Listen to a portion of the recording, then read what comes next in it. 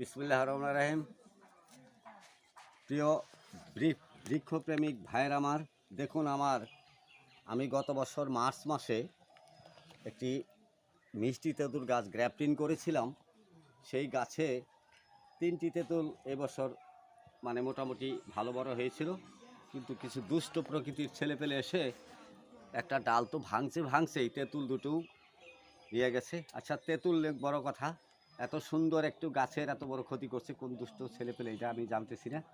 তবে এই গাছটি যেভাবে সুন্দরভাবে রূপান্তরিত হয়ে গেছে, আমার মনে হয় বড় একটি জিওব্যাগে সেট আপ করে দিলে এই গাছটা এই বছর আবার নতুন করে ফল ও ফুল শুরু হবে। আমি আপনাদেরকে এই ভিডিও চিত্রটা একটু তুলে ধরলাম। দেখুন, এই যদিও তেঁতুলের নাম শুনলে মুখে জিভ চলে আসে, এটা জিভ চলার কিছুই নেই, জিভ আসার কোনো কিছুই নেই ভাই, জিভে জল আসার কোনো কিছুই নেই। তো এটা কাঁচাও মিষ্টি হয়, পাকাও মিষ্টি হয়। ধন্যবাদ আরবেন জান্নাত নার্সারির পক্ষ থেকে। আসসালামু আলাইকুম।